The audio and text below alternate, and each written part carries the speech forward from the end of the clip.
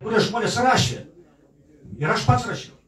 Bet Eduardas Vaitkus pirmasis sugebėjo iškelti į tokią aukštą politinį lygmenį šitas idėjas, apie kurias buvo kalbama viešai, bet kokiuose nors dienraščiuose, laidose, blogeriai kalbėjo ir taip toliau.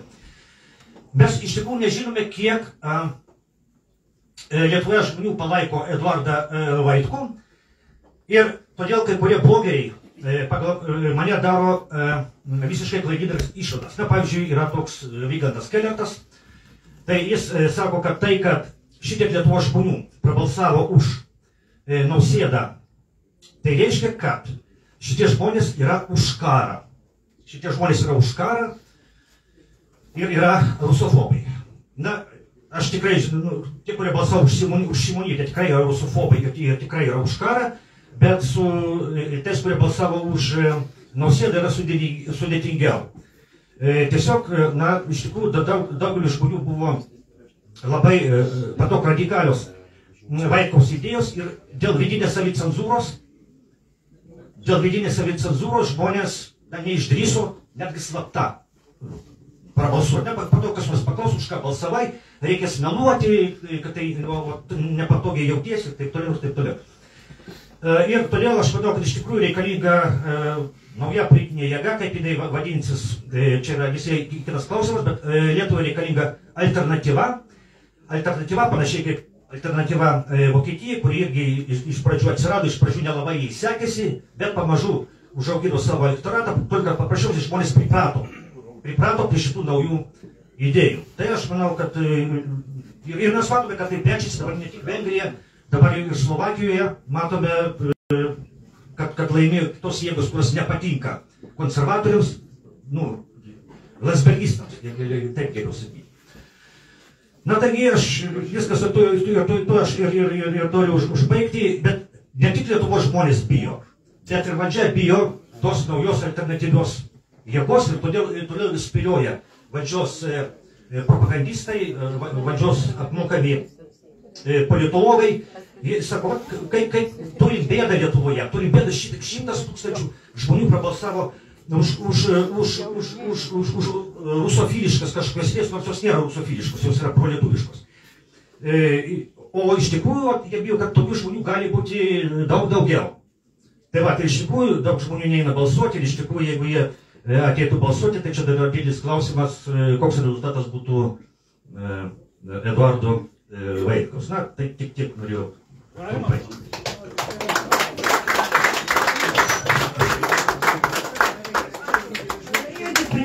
Čia susirinkam, nekalbėti, koks geras ponas Vaitkus, kokia teisinga jo programa, čia susirinka kitų partijų atstovai ir kad netinu dialogą себя, tai pridėsim prie reikalą, nes jau pamažu tos jau kalbamo reikalo nėra, tai gal pridėti reikia prie darbo, jau koaliciją pakalbėti. Taip, teisingai. Ir ten labai atsiprašau, tarkim, šiaip labai gerai, kad labai skirtingos nuomonės ir mes nebijom jų pareikšti, tarkim, mane tai džiugina, kadangi, kaip žinom, žmonės dabar bijo kalbėti, kaip ir ką jie galvoja, tarkim. Tai mūsų tarpe tokių, manau, nedaug yra, tarkim. Dar tiesa, Vilmantas, labai norėjau pasakyti kažką.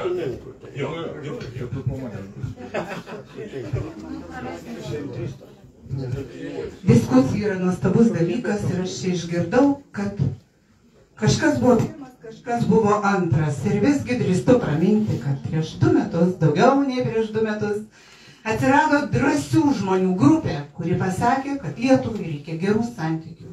Ir tai buvo geros kaiminystės forumas. Kokioje situacijoje šiandien geros kaiminystės forumas? Žinot, ir aišku, ačiū tiem, kurie mus palaiko. Labai gaila, kad mūsų nepalaiko tie, kurie vadina save opozicionieriais ir šiai dienai neša tą pačią mintį. Mes už tai, kad Lietuva turėtų gerus santykius ir pirmiausia gintų savo interesus, taip, o paskui visų kitų. Tai va, tai, ką pasakė geros kaiminystės forumo komanda prieš 2 metus, tai buvo pirmieji, kuriuos paskui stipriai gesino, mes turime bylas, mūsų asmeninius gyvenimus šiek tiek sužlugdė, bet tai nereiškia, kad mes pasidavėm. Mes nežadam pasiduoti, labai gaila, kad neatsirado opozicinės jėgos, kuri pasakytų, ateikite, jūsų vieta čia, nes jūs turite bylas, jums reikia būti matomi. Jūs turite bylas ne už vagystę, ne už pasisavinimą, ne už Lietuvos dalinimą, Jūs turite bylas už drąsų žodį, už tą, kurį dabar toliau jų nešite jūs visi, absoliučiai jūs visi. Nes kiekvienas mąstantis žmogus supranta, kad ieškojimas dialogo yra būtinas Lietuvos ekonomikai. Energetikai aš atsivežiau dokumentus, kuriuos turiu tam apie Lietuvos elektros tiekimą, gavau iš kaiminės Respublikos su visais anspaudais, originalo šiandien juos turiu. Tiems, kuriems įdomu, galės pasidomėti. Mes šiandien kalbam apie tai, kas blogai. Žinom, bet reikia ieškoti, kaip gyventi, kad būtų gerai. O problemų Lietuva turės. Jeigu mes ar vieną į kitą pusę stumėmės, pas mus iškyla problemos finansinės. Kur gausim, kaip gausim, iš ko mokėsim pensijas, algas, mokytam švietimą ir taip toliau. Ir šitą darbą mes dirbam. Nesam tokie matomi, nes mums nesuteikia galimybės, ale vadinami opozicionieriai, nei pasisakyti, nes mes ne to rango, mes neturime statuso, mes nebuvome Seime, mūsų niekas nenori išgirsti ir kiti bando pasilipėti ant mūsų galvų. Mes ne už Rusiją, mes ne už kažkokią kitą šalį ir net ne už Europos Sąjungą, mes už tai, kad Lietuva gyventų gerai. Yra šalis, kurios sugeba vesti dialogą taip, kad turėtų savo naudą. Prisimenam Suomijos pavyzdį ir daug kitų. Šiandien reikia ieškoti ir mes turim tą programą. Ne kas yra blogai, bet kaip ir kur ieškoti pinigų, kad būtų pensijos užtikrintos pereinamuoju laikotarpiu. Ar yra norinčių suteikti mums tą platformą? Ar yra norinčių, sako, mano programa, mūsų programa. Nieko nesiskiria nuo pono Vaitkaus, nes Teisingumo aušros programa, Vaclovo Žūtauto programa, Žemaičių programa, tai yra programa Lietuvai. Visa tai yra Lietuvai. Tai arba girdit, arba ne. Bet aš neturiu profesorių statuso ir tikriausiai dėl to jums netiksiu. Atsiprašau, bet iš esmės visi mes puikiai matom, kaip sistema, kaip šita valstybė, kriminalinė valstybė, tai aišku žmonės, kurie bando išreikšti savo nuomonę ir savo valią pareikšti, tarkim, ne? Tai mes sakau, tai vat, kadangi tų žmonių labai yra nedaug, pradžioje buvo, tarkim, kaip, tai aišku, tarkim, jie tampa parodomaisiais susidorojimo objektais, tarkim, ne visi tai mes matom, tačiau kadangi, jeigu mūsų būsi tiek daug, kurie pasakys per blogystės mintis, nu tiesiog visų nesusodins, aš tikiuosi, ne? Tai dar Vilmotui žodis.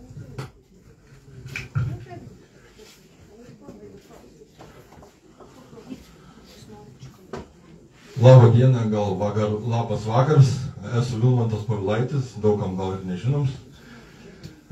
Mes čia visi susirinkę tikriausiai žinom visas Lietuvos problemas, kas pas mumis blogai ir ką reikėtų gal daryti, bet nesuvokiam vieną dalyką, kad mes visi čia susirinkę neturėtume būti vieni kitų priešai, nes mūsų tikslas yra ne asmeninis, bet mūsų bendras tikslas susigrąžinti valstybei savo jėgas. Mano nuomonė, pavyzdžiui, ir Naglio Puteikia nuomonė, jinai, daugeliu dalykų skiriasi visiškai. Bet aš esu už tai, kad paduoti ranką Nagliui Puteikiui, kad mes pasiektumėm bendrą tikslą, susigrąžinant valstybę iš tų, kurie nuo mūsų ją nusavina. Todėl mūsų čia susirinkusių visų bendras tikslas turėtų būti visų tą padaryti. Todėl nežiūrėkim, ko mes esam skirtingi. Žiūrėkim, kas yra mums svarbiausiai. Tai todėl visiems čia kurie susirinkę, ir Naglis Puteikis, ir Vaclovas Žūtautas, ir Erika Švenčioninė, ir Žilvins Užkuraitis, kuris yra, gal atsistokit Žilvinai, kuris suverenų yra atstovs, jisai turėtų būti Seime. Visi tie, kur dabar išvardino pagrindiniai, ir jie turėtų rinkti sąrašą, vieną sąrašą, Romą Dambrauską nebematau. Tai visi tie žmonės, kurie daug metų kovoj, bet niekaip nesugebi vieną tą vietą sueiti. Sueina mane ir visi įsiskirstom. Norėčiau, kad šiandien visi čia sėdintis ir tų partijų atstovai, ir visokių tenai susivienimų, visokių tenai susibūrimų, visokie pagrindiniai tie žmonės sugebėtų nuleisti nosis ir pirmų klausimų kelti, ne aš sakyti, o mes. Mes tik visi, mes visi pasiekime. Nė vienam čia iš mūsų tikriausiai nekyl klausims, kad Lietuva yra, grinai neteisinė teroristinė valstybė, nuo kurios kenčiam pagrindiniai tie, kurie aktyviausiai, kenčiam daugiausiai. Bet mes vis tiek nesustojam ir darom tai. Bet aš asmeniškai žinau gerai tai, kad žmonės yra skirtingi. Ir iš vienodų žmonių daugumas nepadarysi. Būtent todėl reikalinga nuleisti savo ambicijas, nusijimti savo karūnas, pamiršti savo nuoskaudas, paduoti viens kitam ranką, sėsti prie stalo, susirašyti dokumentą. Taip, einam į koaliciją, darom sąrašą, gal burtų kelių tos traukiam, tos skaičiukus, kur katras kokioje vietoje būsim. Bet tikslas turi būti ne aš, o mes ir mūsų valstybė. Tiek, gal ne viską pasakiau, ne visiems gal patika, bet pasakau tai, kad daugelį metų galvoju ir daugelį metų žinau, kad būtina tai padaryti ir tik tada pasieksim tikslą.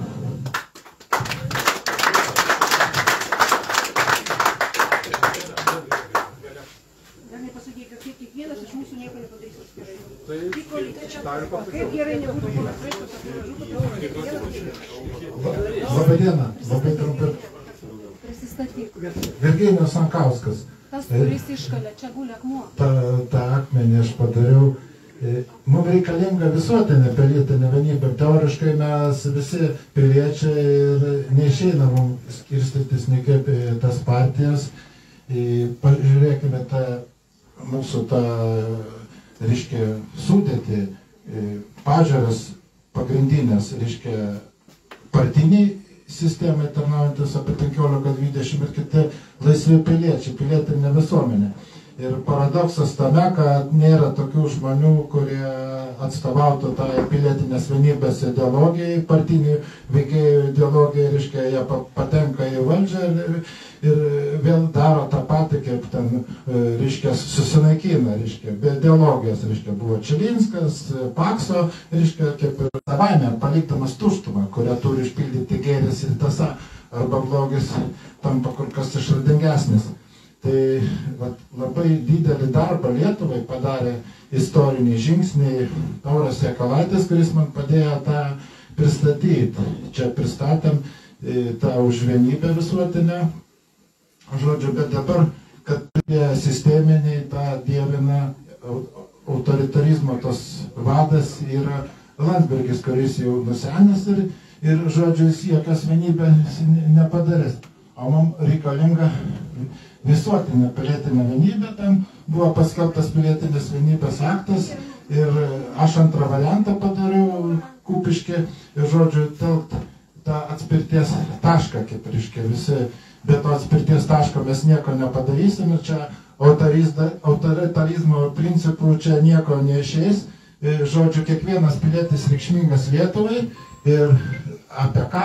Judėjimo ir partijų atstovų, tai reiškia, jie sprendžia, kad būsta koalicija, padarė pirmo žingsnį, tai gal reikia padaryti antrą žingsnį, ko dar trūksta, kokią impulsą, kad pažad kiekvienam rankų paspausti. Ir kalbam apie vienybę, vieni iš kairės kalba apie vienybę, kiti iš dešinės apie vienybę, kiti kerta tiesmukiškai apie vienybę, kiti kalba, ką nuveikė tuo klausimu, su kuo bendravo, kam ranką spaudė, o jos kaip nėra. Man kartais kažkas primena, Taurai, tu ten tą darei, sakau, man nesvarbu, svarbu, kad žmonės pasiėmė, tęsė tą darbą, perima ir įtęsė, toliau sodina mišką, augina medžius, kuria šeimas. Ir šiandien aš atvažiavau čia tikrai su didelė gyvenimiška patirtim ir branda. Kai perkopi 60 ir palieki kažką, gali pasakyti ir gali pareikalauti iš to, kuris tave mokina ir duoda patarimus, nors pats nieko nedaręs. Aš ir Lietuvos liaudies partija beje pritarė mano pozicijai kaip pirmininko visą vienbalsiai tarybą. Didžiausia vertybė, net ir pavadinime, liaudies. Čia kalbama apie pilietinę vienybę. Skulptorius pasakė, akmens kaldys, kur prieisit, pasižiūrėsit, kokie žodžiai. Jis širdies balsu ten parašė. Aš pridėčiau tik tai vieną. Neužpyk, Virgilijau, pilietinės vienybės šalininkas, šaunu, kad toks esi. Ir darai darbus, ne tik tai teiginiais kalbi prie mikrofono. Pilietinė, tautinė vienybė. Ir žinot, pasižiūrėjus dabar, kas vyksta apie tais koalicijas, o dabar ir prieinam prie to, ko mes čia suvažiavom, apie tą vienijimąsi, apie gražbylystės, veidmainystės, man čia ir šiandien pranešėjai kalbėjo, aš būčiau pirmininku, tai aš tą padaryčiau. Nu tai būk tuo pirmininku ir daryk tą. Tai noriu šiandien pasakyti, esu tą padaręs, apvažiavęs beveik visas partijas. -4, pačios blogiausios, pačios niekšingiausios. Su visais bendravau, visiems spaudžiau ranką. Važiavau pats asmeniškai, beldžiausi tada, kada priims. Sakiau, ko noriu ir dėl ko atvažiavau. Ar vienytis dėl to, kad išeit prie mikrofonų ir pasakyti, aš turiu koaliciją, su manim dar viena partija? Kam to reikia? Juridinis asmuo, o to labiau partija. Visi puikiai žinome, kad jas valdo tik siaura grupė žmonių, arba dar blogiau tik keli. Tai kaip jie atstovauja liaudį, tautą, piliečius, mus, žmonės. Tai ką tos butaforinės, de jure de facto susibūrę koalicijos, jos mums duos ateityje? Ką?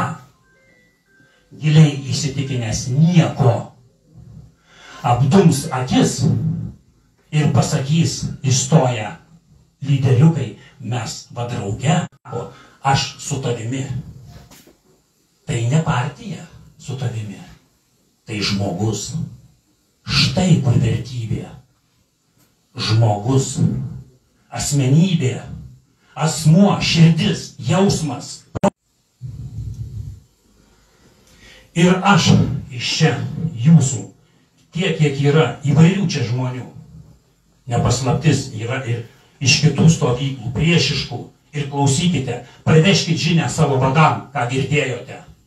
Pati didžiausia koalicija tai yra mūsų, va čia visų sėdinčių, kurią mes paskelbsim tautai ir pateiksim šiems Seimo rinkimams sąrašą didžiausios koalicijos Lietuvoje.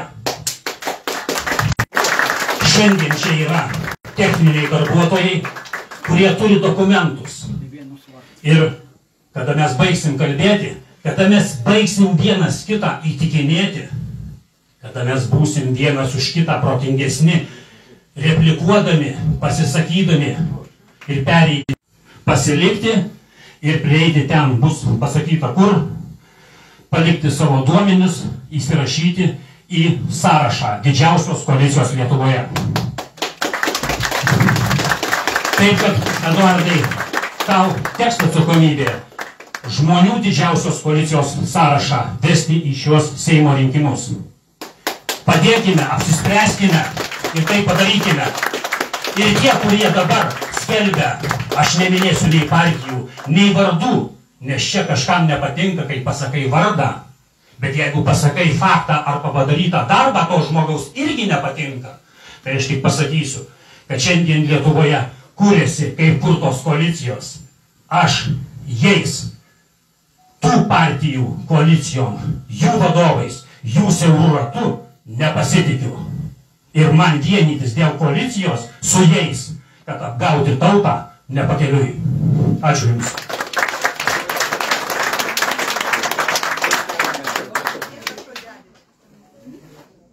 Kuriuo paros laiku. Jis juokauja. Aš dirbu 25 valandas per parą. Ir iš tikrųjų taip. Šiandien įteikiu tokią dovanėlę. Ateik.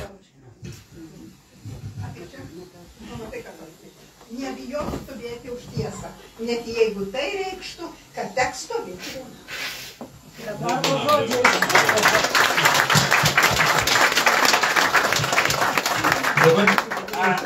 Esu įsitikinęs, kad Mikrofonas. ne 2, o 100 000, kuris daugės progresyviai labai smarkiai. Ačiū Jums.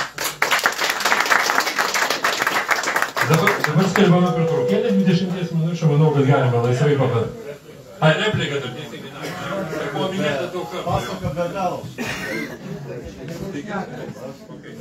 Tai jeigu pakvietė, tai aš nusikėliau. Tai žiūrėkit, skirtingai negu prieš tai kalbėjusių žmonių dalis, Petras Gražulis nieko nepravardžiavo, niekam nepriekaištavo ir neieškojo skirtumų, ieškojo bendrumų. Tai aš ir jūs paraginčiau ieškoti bendrumų. Dabar Petras niekada nesakė, kad kova Ukrainoje turi būti iki paskutinio Lietuvos ar NATO kareivių. Jis yra pasakęs, kad ne mes tą karą pradėjome, ne mes tą karą ir pabaigsime. Tai nereikia interpretuoti Petro žodžių taip, kaip čia šiandien nuskambėjo. Bet kokiu atveju mesgi ruošiame Seimo rinkimam. Seimo rinkimai yra vidaus reikalai, pagal konstituciją pirmiausia, ne užsienio reikalai. Jeigu ieškom bendrumo, ieškokim bendrumo vidaus reikaluose. Tai vidaus reikaluose, kaip kolega pasakė, iš tikrųjų didžiausia problema yra konservatorių vagystės. Jie griauna. Didžiausias priešas yra konservatoriai landsbergiečiai, ne Petras Gražulis. Jeigu norim vienytis, tai gal mes galim ramiai sudėlioti vidaus klausimus, ne, dėl kurių mes tikrai čia 90% aš manau sutarėm. Net nebijoju. Ne? O jeigu yra skirtumas dėl užsienio politikos, tai, pavyzdžiui, ašgi, kai buvau Seimo narys vienintelis, nebalsavau už euro vedimą, tai kodėl jūs čia iš manęs norite padaryti kažkokį jūsų oponentą? Aš nesu jūsų oponentas. Aš dalyvavau Afganistano kare kaip šauktinis, tai aš šiek tiek mačiau tos dalykus. Kiek kartų? Šiek tiek mačiau tos dalykus. Gal iš čia galima? Iš čia gal?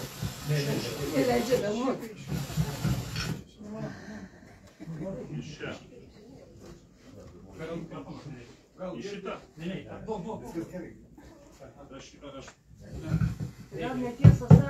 Žiūrėkit, tai aš ramiai kalbėjau pradžioj, aš ramiai kalbu dabar. Dėl visko galima susitarti. Bet prieš pradant tartis jums reikia pripažinti liūdną realybę. Aš jau kreipiuosi dabar į Eduardą Vaitkų ir Liaudės partiją. Liūdna realybė slypi konservatorių kontrveiksmuose. Jie prieš kiekvieną opozicinę partiją sukuria jos dublerį. Yra sukurtas nacionalinis nesivienijimas, tam, kad nesivienina. Jūs man paaiškinkit, kaip partija gali gauti 140 000 gyventojų pajamų mokesčio be konservatorių paramos, kaip galima gauti milžinišką kiekį pinigų. Kiek rasti Lietuvoje? 3000 žmonių paukoja 140 000. Tai jų algos mūsų skaičiavimais yra 20-30 000 per mėnesį. Tai čia nuo kada konservatoriai, reiškia, pražiopsotų ir nepasimtų savo. Reiškia, jie suorganizavo Radžvilo partiją iš tos pinigus. Dabar jūs kalbat apie kitų partijų koalicijas. Tai yra Mindaugo Puidoko koalicija. Jo žodžiai yra visiškai tokie patys kaip jūs. Ja. Ir aš nežinau, kokią čia vietą rasti. Tiesiog aš noriu, kad jūs išgirstumėt ir savo galvoje irgi suformuluotumėt, kokios yra grėsmės jūsų koalicijai. Nuo jūsų balsus lenkiškus paims Tomaševskis. Rusiškų dalį paims Tomaševskis, nes jis rusus integruoja savo sąrašą. Reiškia, dalis Klaipėdos balsų jau minusuojasi iš Vaitkaus. Lenkų balsų dalis minusuojasi iš Vaitkaus. Lieka, sakysim, 5%, ne apie kuriuos jūs kalbat. Tuos procentus nuo jų dalins Mindaugas Puidokas su savo taikos koalicija. Tai jūs turite suvokti, kad vienas dalykas sakyti uždegančias kalbas, norint žmonės įkvėpti kandidatuoti, ne? Bet jūs lyderiai turi žmonėms pasakyti, kad yra ir grėsmės, ir tos grėsmės yra rimtos. Ir tos partijos gali būti susikūrusios savaime, gali būti sukurtos konservatorių. Ir kaip ten bebūtų, vis tiek jūs turėtumėte pabandyti visas tas partijas dar kartą praeiti ir pabandyti su joms susitarti. Priešingų atveju jūs tiesiog neperžengsit barjerą. O mūsų partija, mūsų Petras Gražulis, jis visą laiką sakė, imkit partiją, imkit pirmininką, imkit pirmą lyderį vietas, pirmas 5 vietas, pirmas 10 vietų, imkit kitos partijos ir eikim kartu. Tai aš tiek norėjau palinkėti jums sėkmės, santūrumo ir ieškokime, kas mus jungia, ieškokime sąjungų.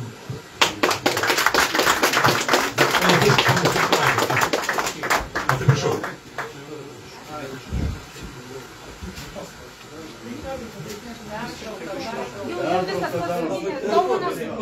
Gerbėjai žmonės, žiūrėkit, labai trumpai. Noriu pristatyti visuotinę žmogaus teisų deklaraciją. Sakykit, prašau, per 30 metų ar yra kas nors skaitė popieriniam variante visuotinę žmogaus teisų deklaraciją. Tai kompiuterinė, bet reikalas tas, kad mes radom, aš atstovauju, tiesa, iš tikrųjų norėjau padėkoti Nendrei, kuri per video pakvietė, sako, ten visokius kviečiam, iš tų visokius, žodžiu, paskiau Vidmantai, žodžiu, ir šeimininkai sodybos. Aš jau čia kelintą kartą esu. Reikalas tas, kad 92 metų konstitucija, tai yra kolektyvinė sutartis, kurią mes visi pasirašėm pase ir tapatybės kortelėje. Konstitucija viskas tvarkoja. Tačiau taip gavosi, kad šnekam susigrąžinti valstybę. Mes turime asmenį susigrąžinti. Aš noriu perteikti tą mintį, kad tas asmo priklauso muzikantui, kompozitoriui, profesoriui. Mes visi, tiesiog taip jau nutiko, Konstitucijoje parašyta 21 straipsnėje, kad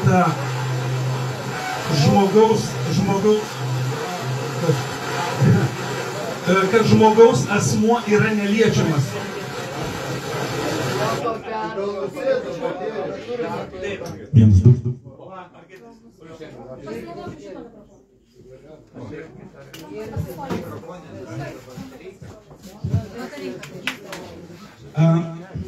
Čia geriau. Mėlyjei, noriu pasakyti labai svarbų dalyką, ką atradom. Ministerijos tas asmo, o tą ministeriją, sakykime, sukūrė kompozitorius Dedelis. Žinom. Ir mes visi, kaip jeigu laikom save asmenimis, mes priklausom absoliučiai jam per ministeriją. Ir gaunasi, kad norint susigrąžinti suverenumą, nes konstitucijos ten preambulėje tai rašo, kad suverenitetas priklauso tautai. Tai ta tauta turi susidaryti iš suverenų. Suverenas reiškia pats savo pakankamas, tai yra žmogus. Ir girdėjo čia daug kartų buvo šnekėta, kad žmogus, asmuo. Tai dabar visuotinė žmogaus teisų deklaracija čia yra įdėta. Žodžiu, mes ją išleidom oficialiai Martyno Mažvydo bibliotekui su visais kodais, privalomi egzemplioriai. Tai yra pirma versija, kuri pasirodė rašytiniai formai per 30 metų. Nebuvo išleista ne viena. Nors daug kas išneka politikai, kad sako, ten žmogaus teisės. Yra paprastas dalykas, 30 straipsniukų ir 30 straipsnis atskiria žmogų nuo asmenų. Tai yra draudžiama valstybėms, asmenų grupėms. Asmenų grupė tai reiškia juridiniai asmenys. Tai ir Lietuva taip pat juridinis asmuo. Ir pavieniams asmenims pažeidinėti žmogaus laisvės ir teisės. Tačiau, jeigu mes nežinom, kaip žmogaus savo laisvių ir teisių, viskas, mes esam kompozitoriaus Dedelio asmenys. Ir čia nieko nepadarysi. Tai aš tiesiog kviečiu, kiek yra šitų knygelių retai. Tai aš savo patirties galiu pasakyti. Bet, kada žinosime savo laisvės ir teisės, viskas orė tiesiog. Orės ten bus susivienyta, nes tas asmuo, jis turi priklausyti kaip automobilio raktelis kiekvienam. Ateinam į, pavyzdžiui, pas notarą, sako, parodyk asmens tapatybės kortelę. O tas asmuo, jis yra Dedelio kompozitoriaus, o ne mano. Suprantat? Ir mes radom mechanizmą, kaip padaryti, kad tas asmuo būtų mano žmogaus. Ir tada atitiks visą konstituciją, kad suverenitetas priklauso tautai. Tada tu būsi suverenas, tu žmogus. Ir jeigu Dievas yra pas mane širdyje suverenas, visato savininkas, aš taip pat suverenas. Tai, mėlėjai, viskas, knygelės ten. Ačiū.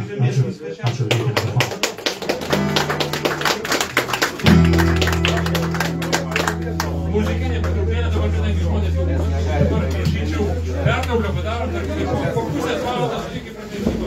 O per tą laiką prašomieji ir patyrė čia turėtų komandą